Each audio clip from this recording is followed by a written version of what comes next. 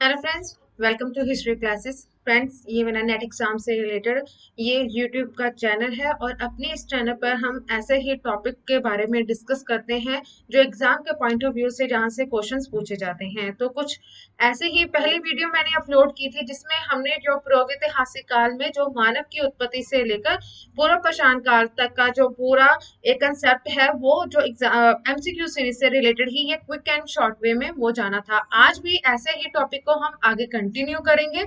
जो जो friends topic हमारा है उसके बारे में एक जान लेते हैं कि क्या जो टॉपिक हम जो पढ़ा है और आगे हम पढ़ने वाले हैं। जैसे कि प्रागैतिहासिक काल था जिसके बारे में हमने जाना था, जिसमें हमने पूरा पाषाण काल को कवर अप किया था।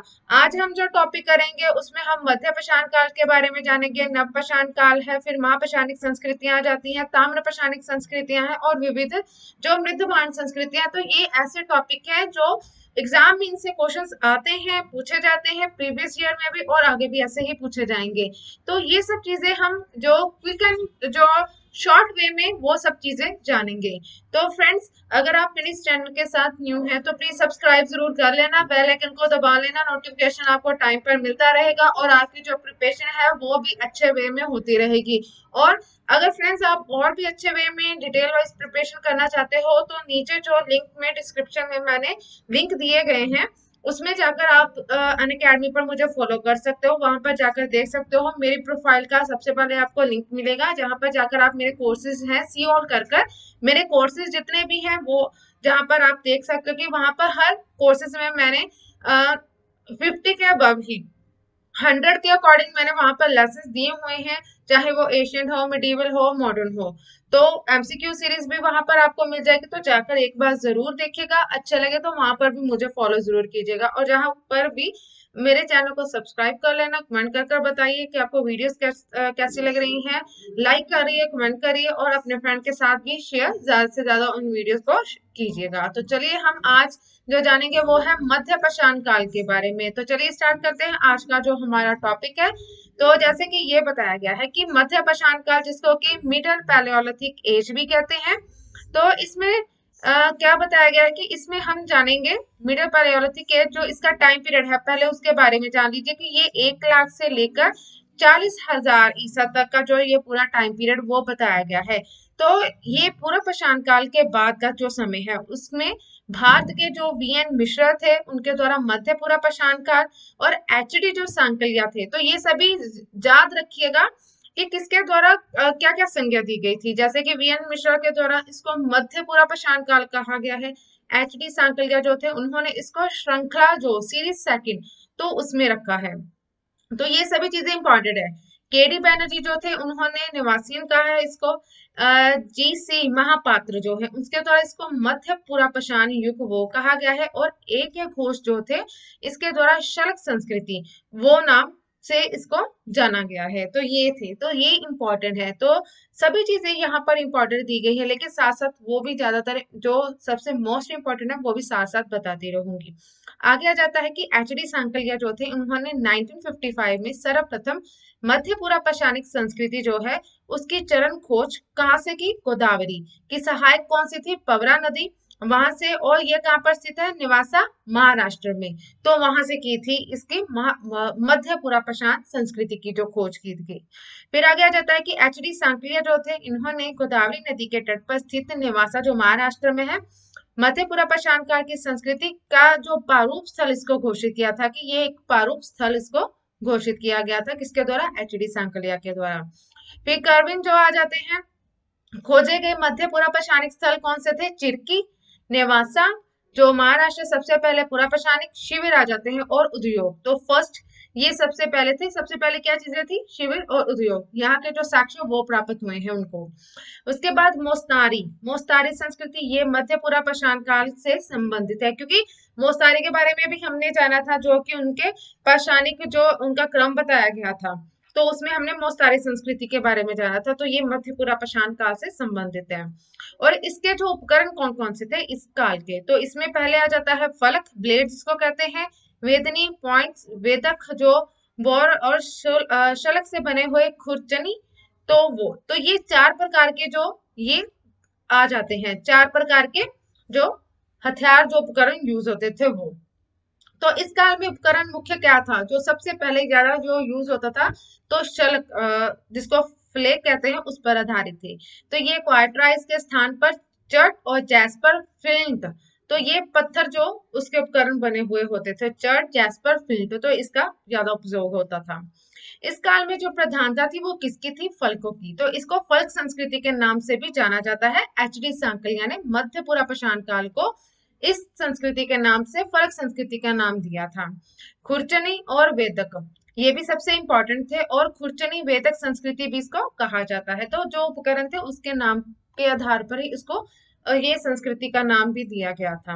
आगे आ जाता है कि इस काल से, इस संस्कृति से रिलेटेड जो स्थल आ जाते हैं, जैसे कि मध्य पुरापाषाण काल से रिलेटेड जो स्थल कौन कौन से हैं जहां से इस काल से रिलेटेड साक्ष्य जो उपलब्ध हुए हैं। तो जैसे कि पहले आ जाता है महाराष्ट्र में निवासा आ जाता है, बिहार में सीभूम तथा पलामू, उत्तर प्रदेश में चकिया, सिंगरौली, बेसिन, बेलन घाटी आ जाती है। मध्य प्रदेश में भीमबेटका की जो गुफाएं हैं, जो रायसेन जिला वहां से। गुजरात का जो सौराष्ट्र क्षेत्र आ जाता है। हिमाचल प्रदेश में ब्यास, बाणगंगा, सिरस्का घाटी ये आ जाते हैं। और दक्षिण राजस्थान में वांगन, बेराच एवं कादम्बली घाटियां। तो ये जो क्षेत्र जो है वो मध्य पुरापाषाण काल से रिलेटेड, जो जहां से स्थल, जहां से ये साक्ष्य उपकरण जो है उत्खनन से प्राप्त हुए हैं। राजस्थान के अजमेर में बूढ़ा पुष्कर, तो ये इंपॉर्टेंट है, बूढ़ा पुष्कर जो झील है, और थार का मारुथल, यहाँ से भी जो इस काल से रिलेटेड वी एन मिश्र और उन्होंने लूनी उद्योग की संज्ञा दी है। इस जो ये स्थल है उसको उपकरणों के आधार पर क्या कहा है कि वी एन मिश्र ने लूनी उद्योग की संज्ञा दी गई। तो ये इंपॉर्टेंट है, तो याद में रखिएगा।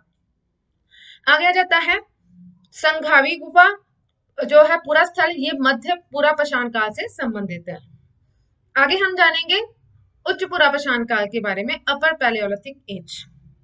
तो इसका जो टाइम पीरियड था वो 40,000 से 10,000 तक का था। लेकिन जो हमने पहले पढ़ा है मध्य पुरापाषाण, वो 1 लाख से 40,000 तक का था। ये आगे है 40,000 से 10,000 तक का। तो इसमें क्या जो इम्पोर्टेंट है, ये है फलक, ब्लेड, उस पर आधारित है जो उच्च पुरापाषाण काल आ जाता है। फलक एवं दक्षिणी संस्कृति इसको ये कहलाती है, और चाकू संस्कृति भी कहते हैं, क्योंकि ब्लेड का प्रयोग होता था इसलिए चाकू संस्कृति भी इसको कहा गया है। तो ब्लेड के उपकरण जैसे कौन कौन से आ जाते हैं, जैसे कि हमने पहले भी पढ़ा है, चट है, जैस्पर है, फ्लिंट और आदि बहुमूल्य जो पत्थर हैं उनका उपयोग किया गया है। और इसी से रिलेटेड स्थल भी आ जाते हैं, ये भी साथ साथ इंपॉर्टेंट है। तो जैसे कि झारखंड का क्या है, सिंहभूम, मध्य प्रदेश का जोगधा, भीमबेटका, बम्बूरी, रामपुर और बागोर, तो ये इससे रिलेटेड है। आगे आ जाता है महाराष्ट्र का पटने, बदने, इनामगांव। फिर उसके बाद आ जाता है आंध्र प्रदेश का रेनिगुंटा, वेमुला, नागा अर्जुन कोंड, कुरनूल में बिमला सुगम गुफाएं, जो बिमला सुगम गुफाएं जो केव्स आ जाती है वो प्रकाशम जिले में पेरूर घाटी, तो ये है। और कर्नाटक में शोरापुर द्वाब में सलवादगी और मेरभलवी। तो ये इतने इंपॉर्टेंट, जस्ट रीड कर लो जो इंपॉर्टेंट है कि जो स्थल आ जाते हैं वो। और गुजरात के पावगढ़ क्षेत्र में विस्ती और बूढ़ा पुष्कर, जो राजस्थान में जैसे कि हमने अभी पढ़ा है। ये इंपॉर्टेंट है कि भीमबेटका जो कहाँ पर है, मध्य प्रदेश है। मध्य प्रदेश में गुफाओं से भारत में गुफा चित्रकारी के प्राचीनतम साक्ष्य यहाँ से ही प्राप्त हुए हैं। तो ये सबसे इंपॉर्टेंट है, मोस्ट इंपॉर्टेंट है। पहली बार गुफाओं का प्रयोग और गुफा चित्रकारी का प्रारंभ इसी काल में ही हुआ था। फिर भीमबेटका की गुफा चित्रकला की जो शुरुआत कहाँ से हुई थी, उच्च पुरापाषाण काल, और यहाँ में सर्वाधिक जो चित्र मध्य पाषाण काल में थे। लेकिन जो शुरुआत हुई थी उच्च पुरापाषाण काल में, लेकिन सबसे ज्यादा चित्र किसके मिले हैं, मध्य पाषाण काल के। और आंध्र प्रदेश में बेटम चेरला के पास स्थित स्थल जो है मुचतला चिंतामणि गवि, गवि कौन जिसको कहते हैं, केव जो होती है ना गुफाओं के भी गवि कहा जाता है गुफाओं को। तो उच्च पुरापाषाण कालीन जो गुफा के अवशेष मिले हैं, जहां से प्राप्त 90% से अधिक हड्डियों के बने हुए उपकरण जो थे। तो गुफा को जो स्थानीय भाषा में वहां पर गवि कहते थे, और इस काल में ही हड्डी निर्मित उपकरणों का प्रचलन भी था। और आंध्र प्रदेश के मुश्तला चिंतामणि गवि शैला से भी प्राप्त हुए हैं। तो ये इंपॉर्टेंट है। उसके बाद आ जाता है उच्च पुनर्पाषाण काल की हड्डी जो निर्मित मातृ देवी की प्रतिमा कहाँ से, बेलन घाटी के लोहदा, जो इलाहाबाद स्थित लोहदा नाला है वहां से प्राप्त हुई है। और अस्थि निर्मित मातृ देवी की जो मूर्ति है, ये हालांकि रॉबर्ट जी पैटनेरिक, उन्होंने उच्च पुनर्पाषाण काल की एक क्षतिग्रस्त हड्डी बर्शी सिर भी बतलाया इसको। फिर आगे आ जाता है कि महाराष्ट्र में स्थित पटने जो है उसमें शुतुरमुर्ग के जो अंडा था, जो खोल होता है, उस पर भी चित्रकारी की गई होती, जो लाइनें बनाई गई थी, लाइनें कला की गई थी उस पर भी, उसके प्रमाण भी मिले हैं, उसके साक्ष्य भी प्राप्त हुए हैं। तो ये शुतुरमुर्ग के जो अंडे पर की गई जो चित्रकारी थी, सबसे पहले 1860 में उत्तर प्रदेश के जो बांदा जिला है, जो केन नदी के किनारे स्थित है, वहां से प्राप्त हुई है। बाद में आ जाता है कि उच्च पुनर्पाषाण काल में अवशेष जो है सर्वप्रथम उत्तर प्रदेश की बेलन घाटी से सबसे ज्यादा जो चीजें हैं ये इंपॉर्टेंट है। बेलन घाटी और सोहन घाटी जो ये दोनों, यहाँ से अनेक ही उच्च पुनर्पाषाण कालीन जो स्थल उनका पता चला है। और 1960 के दशक में इन दोनों घाटियों में आर शर्मा के द्वारा अन्वेषण भी वहां पर किया गया था। फिर बेलन घाटी से ही चोपनी मांडो जो है उसमें उच्च पुनर्पाषाण कालीन चरण से लेकर नवपाषाण, उच्च से नवपाषाण काल तक का जो क्रम है, अनुक्रम, वो वहां से पता चलता है बसावट का।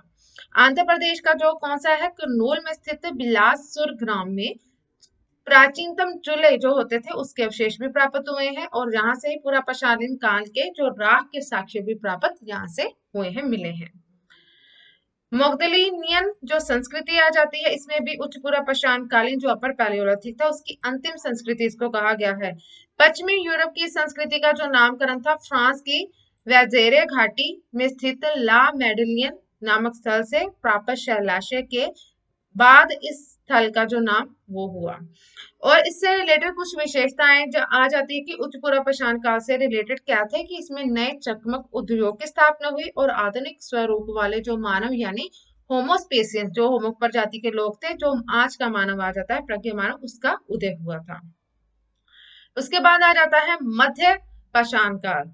तो हमने पहले क्या जाना था, मध्य पुनर्पाषाण काल, अब हम जानेंगे मध्य पाषाण काल। तो जैसे कि निम्न पुनर्पाषाण काल में भी जो चरण आ जाते हैं उसमें मध्य पाषाण काल, उच्च पुनर्पाषाण काल के बारे में जाना था, पुनर्पाषाण। लेकिन अब ये है मध्य पाषाण काल। तो इसका जो टाइम पीरियड था वो 9000 से लेकर 4000 तक का बतलाया गया है। और इस जो मध्य पाषाण काल जिसको हम मेसोलिथिक एज कहते हैं, सबसे पहले जो प्रयोग था हॉर्डर माइकल वेस्टवॉप वेस्टवॉप उन्होंने किया था इसका, इस शब्द का प्रयोग जो मध्य पाषाण काल का। माइक्रोलिथिक उपकरण जो थे उसको माइक्रोलिथिक की भारत में सर्वप्रथम खोज 1867 में सी एल कार्लाइल के द्वारा विंध्याचल क्षेत्र से की गई थी। तो ये सबसे इंपॉर्टेंट है, तो ध्यान में रखिएगा। भारत में मध्य पाषाण काल जो है हेलोसिन युग के साथ शुरू हुआ है। और सूक्ष्म जो माइक्रोलिथिक जो माइक्रो सूक्ष्म जो पाषाण उपकरण का भी संबंध मध्य पाषाण काल से ही माना गया है।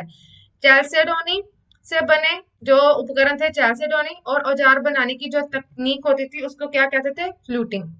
तो फ्लूटिंग होती थी जो औजार बनाने की तकनीक, और चैल्सेडोनी। और इससे रिलेटेड जो स्थल आ जाते हैं तो ये इंपॉर्टेंट है। इसमें गुजरात का जो कौन सा है, लंगनाच है, रतनपुर, कनेवल, लोटेश्वर आ जाता है। आंध्र प्रदेश का है नागार्जुन कोंड, गिदलूर, रेनीगुट्टा। और कर्नाटक का बेल्लारी में संगनकल्लू। और तमिलनाडु में तिरुनेल्वेली तेरी समूह। पश्चिम बंगाल में बर्धमान में भीड़भानपुर। मध्य प्रदेश में रायसेन में भीमबेटका, होशंगाबाद में आदमगढ़। फिर उत्तर प्रदेश का है जो है मिर्जापुर में मोरना पहाड़, बगही, खोर और लेखिया, और इलाहाबाद में चौपनी मांडो और मरूढ़ी। तो ये सभी इंपॉर्टेंट है। तो ये सबसे इंपॉर्टेंट जो स्थल ये बतलाए गए हैं मध्य पाषाण काल के। और मध्य पाषाण काल जो है यहाँ से क्या है, पशुपालन के भी साक्ष्य यहाँ से ही प्राप्त होता है, कि जहाँ से पशुपालन जो स्टार्ट हुआ था। प्रतापगढ़ से सराय नहर राय, मेहदा, दमदमा, तो ये इंपॉर्टेंट है। राजस्थान में तिलवाड़ा आ जाता है, बागौर, और बिहार का पैसरा। बागौर जो था और आदमगढ़, ये दोनों लगभग 5000 ईसा पूर्व पशुपालन के जो साक्ष्य यहाँ से प्राप्त होते हैं। और प्राचीनतम साक्ष्य भी यहाँ से ही प्राप्त होते हैं मध्य पाषाण काल में, पशुपालन के साक्ष्य।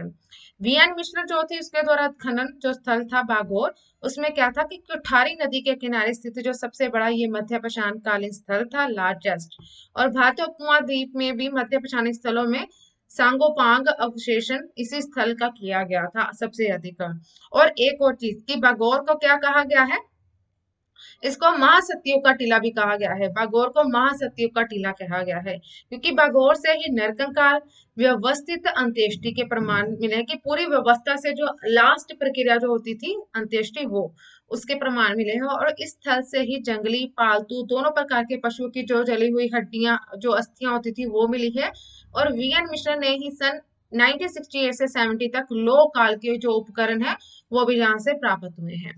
उसके बाद मध्य प्रदेश का जो रायसेन जिला आ जाता है, जो ओबेदुल्लागंज स्थिल में भीम बेटिका का जो उत्खनन वीएस वाकनकर द्वारा किया गया था, और जहां से ही गुफाओं के मध्य पाषाण काल के जो उपकरणों के साथ साथ मानव की अंत्येष्टि के प्रमाण भी प्राप्त हुए हैं।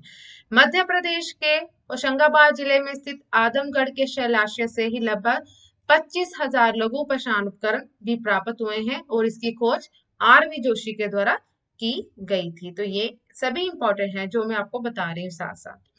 फिर आगे आ जाता है कि मध्य प्रदेश में पंचमढ़ी से निकट मध्य पाषाण युग के दो शिलाश्रय मिले हैं, जिसका नाम जम्बू द्वीप और भ्रातनीर डोरथी द्वीप। क्या है? भ्रातनीर और डोरथी द्वीप। तो ये इंपॉर्टेंट है।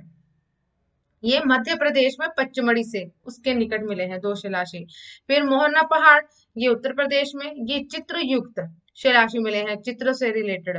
दो चित्र है, दो रथों के चित्र वहां से प्राप्त हुए हैं, जिसमें इसमें क्या था कि रथों को तीर कमान और भाले के लिए पैदल सैनिकों का जो समूह उसके घिरा हुआ दिखाया गया है, और जिसमें कि सूक्ष्म पाषाणिक पूरा शेष जो है धनुष बाण भी इसमें शामिल है।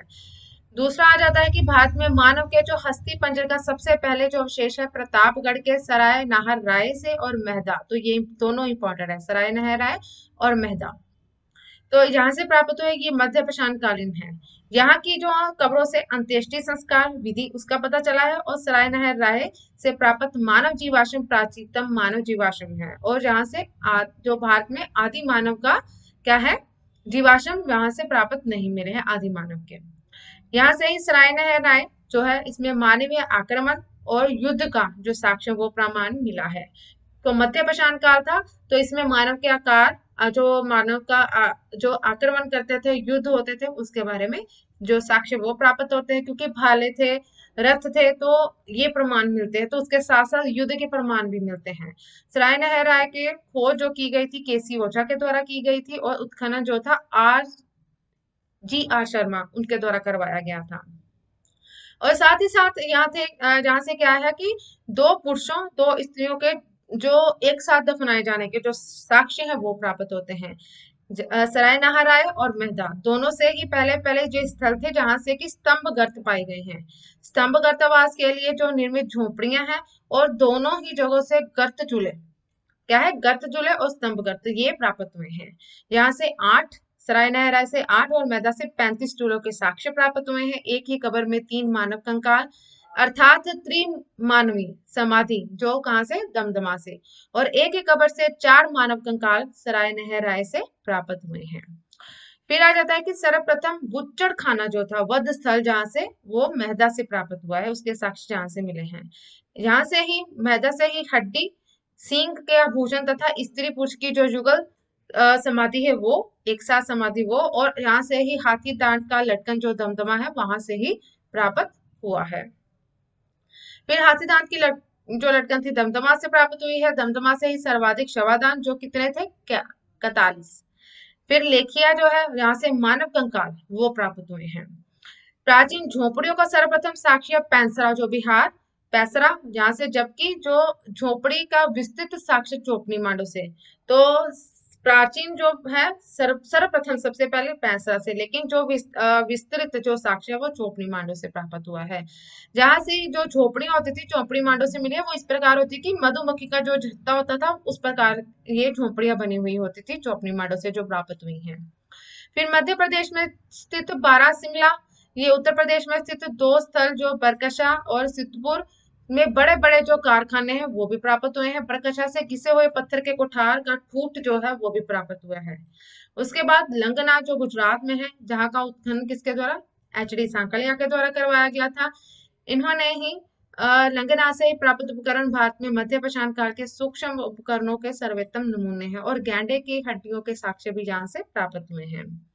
तो लंगनाज का जो क्षेत्र में खोजा गया, तो ये पहला जो स्थल था। और कन्नेवल जो गुजरात में है, यहाँ से ऊंट, गैंडे, नीलगाय, हिरन, जंगली सुअर, इसकी जो हड्डियां, जो जानवरों की हड्डियां हैं वो मिली है, क्योंकि यहाँ से पशुपालन के साक्ष्य जहाँ से प्राप्त होते हैं, तो जानवरों की हड्डियां जहाँ से ज्यादा प्राप्त हुई हैं इस काल से। तो एचडी सांकलिया के द्वारा भी इसका उत्खनन करवाया गया था। लोटेश्वर जो है ये भी गुजरात में है, 4000 ईसा पूर्व पशुपालन के साक्ष्य और उत्खनन 1990 से 91 में इसका हुआ था। उसके बाद आ जाता है कि तमिलनाडु में स्थित टेरिस्मू, तमिलनाडु में स्थित जो टेरिस्मू आ जाता है, और टेरीटेला की खोज रॉबर्ट ब्रूस हुट ने की थी। टेरीटेला का जो अर्थ होता है क्या है, बालू का टीला, जहां से मध्य पाषाण काल के 11 बालू के टीले तथा फिल्ट व चट निर्मित अनेक उपकरण यहाँ से प्राप्त हुए हैं। टेरी समूह के जो 75 उद्योग का प्रमुख कच्चा माल स्फटिक और हल्का भूरा सुरंग जो प्रस्तर वो था। कर्नाटक में बंगलोर के निकट जलाहल्ली, उसके पास आसपास औजार उद्योग की एक नवीन जो विशेषता, जो रोमन लिपि के आधार पर डी आकार, जो डी अक्षर होता था उसके आकार के तिरछे तीर फलक जो उसका उत्पादन किया गया, वहां के साक्ष्य प्राप्त हुए हैं। फिर पश्चिम बंगाल में स्थित बीरभानपुर का उत्खनन, जो इसका कार्य था बीबी लाल के द्वारा किया गया था, और अनेक गड्ढे जहाँ भू छिद्रक मिले हैं, जिसके बारे में समझा जाता था कि ये छिद्रक खंबे गाड़ने के लिए खोदे गए गड्ढे हैं। चावल, जो जंगली चावल होता है, और हस्त निर्मित मृदमांड अन्नागार के साक्ष्य भी चौपनी मांडों से ही प्राप्त होते हैं। उसके बाद मध्य पाषाण काल में पालतू जानवरों में कुत्ता जो था ये प्रमुख था, क्योंकि पशुपालन था और कुत्ता इसमें क्या था, प्रमुख माना गया था। तो कुत्ता प्रमुख होता था। इसके साथ साथ इस काल में धनुष बाण, लकड़ी की डोंगी का निर्माण, शवों को दफनाने की प्रथा, अंतिम जो संस्कार प्रथा थी उसकी शुरुआत हुई थी। फिर भीमबेटका, आदमगढ़, प्रतापगढ़ और मिर्जापुर जैसे मध्य पाषाणिक कालीन जो स्थल अपनी समृद्ध चित्रकला के लिए भी प्रसिद्ध थे। एल्चिन ने चित्रकारी की अपेक्षा कार्बन वर्तिका से बनाया गया रेखांकन का कहता है। इन सभी जगह से क्या था कि चित्रों के विषय जो किस प्रकार के थे, मुख्य जो थे वो पशु पर ही आधारित, जो चित्र जितने भी हैं वो पशुओं पर आधारित ही थे। आदमगढ़ से गैंडे के जो शिकार का दृश्य उसका प्रमुख चित्र प्राप्त होता है। और भारत में अग्नि का जो प्रयोग था ये मध्य पाषाण काल के अंतिम चरण और नव पाषाण काल में हुआ था। अग्नि की जो जानकारी, जो खोज है ये निम्न पूरा पाषाण काल में हुई, और किंतु इसका प्रमुख जो नियमित प्रयोग था ये नव पाषाण काल में शुरू हुआ था। तो फ्रेंड्स, ये जिसमें हमने क्या था कि बहुत सारा जो चीजें हैं जिसमें हमने आज जानी है, जो मध्य पाषाण काल, पहले हमने मध्य पूरा पाषाण काल, उच्च पूरा पाषाण काल, वो सब जो कंसेप्ट थे वो क्लियर किए थे। आज हमने जो मध्य पाषाण काल जो है, पूरा पाषाण काल के बाद, तो मध्य पाषाण काल के बाद हमने जाना है कि ये पशुपालन से रिलेटेड था, जहाँ से पशुपालन की शुरुआत हुई थी। और माइक्रोलिथिक जो इसकी सर्वप्रथम खोज सीआर कार्लाइल के द्वारा विंध्याचल क्षेत्र में की गई थी सबसे पहले 1867 में। फिर उससे रिलेटेड हमने स्थलों के बारे में जाना, और वो स्थल जहाँ से क्या क्या चीजें प्राप्त हुई हैं, ये सभी इंपॉर्टेंट है जो क्विक एंड शॉर्ट वे में आप जान रहे हो। जो आज के लिए तो इतना ही। नेक्स्ट वीडियो में हम उसके बाद नवपाषाण काल के बारे में, फिर उसके बाद जो आ जाता है जिसके जैसे कि नवपाषाण काल में गुफर कराल है, फिर दक्षिण से रिलेटेड जो स्थल आ जाते हैं, फिर बुर्ज होम है, तो ये भी बहुत इंपॉर्टेंट है। आज के लिए तो इतना ही, क्योंकि इतना जो कंसेप्ट है एक साथ तो नहीं होगा क्लियर, तो थोड़ा थोड़ा कर कर हम सभी कंसेप्ट को अच्छे वे में जो जानेंगे, क्विक एंड शॉर्ट वे में। तो ये सब चीजें आज के लिए इतने ही, आगे हम और भी कई चीजों के बारे में जानेंगे।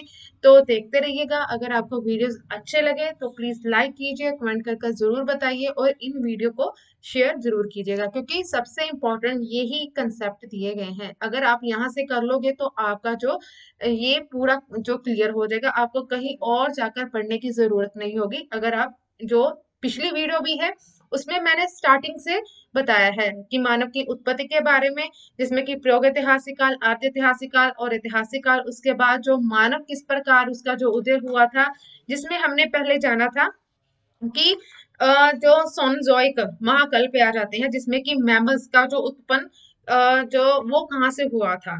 उसमें हमने पैलियोसीन, एयोसीन, एलिगोसीन, तो ये सभी के बारे में जाना था। फिर हमने होमोनिड की विशेषताओं के बारे में जाना। फिर होमो प्रजाति का क्रम जो किस प्रकार चला था, उसमें क्या क्या होमो प्रजाति, जिसमें कि होमो हैबिलस, होमो इरेक्टस, होमो स्पेसियस है। तो ये सभी चीजों के बारे में जाना था। अगर आप वो देखोगे तो बहुत ही अच्छे वे में वो भी आपका जो कंसेप्ट है वो क्लियर हो जाएंगे। तो पिछली वीडियो भी जाकर जरूर देखेगा और इस वीडियो को भी। अगर आप एक क्रम में देखोगे तो तभी ही आपको सभी जो चीजें हैं वो अच्छी तरह समझ आएंगी। उसमें मैंने मानव की उत्पत्ति के साथ पूर्व पाषाण काल के बारे में बताया है, और यहाँ हमने मध्य पाषाण काल को कवर अप किया है। नेक्स्ट में हम नव पाषाण काल के बारे में जानेंगे। उसके बाद जो चीजें आ जाती हैं, जैसे कि उसमें ताम्र पाषाणिक संस्कृति आएगी, फिर महापाषाण संस्कृति होगी, विविध मृद्धबाण जो संस्कृतियां आ जाती हैं, वो सब चीजें हम नेक्स्ट में कवर अप करेंगे। तो ऐसे ही देखते रहिए, प्रिपरेशन अच्छी तरह करते रहिए। अगर आपको और डिटेल वाइज प्रिपरेशन करना चाहते हो तो नीचे जो लिंक है वहां पर जाकर आप अनअकैडमी पर मुझे फॉलो कर सकते हो, और यहाँ पर भी मेरे चैनल को सब्सक्राइब जरूर कर लेना। वहां पर अगर आपको अच्छे लगे तो वहां पर भी मुझे फॉलो जरूर कीजिएगा, और कमेंट कर कर भी वहां पर भी आप बता सकते हो। तो वीडियो देखने के लिए आप सभी का थैंक यू।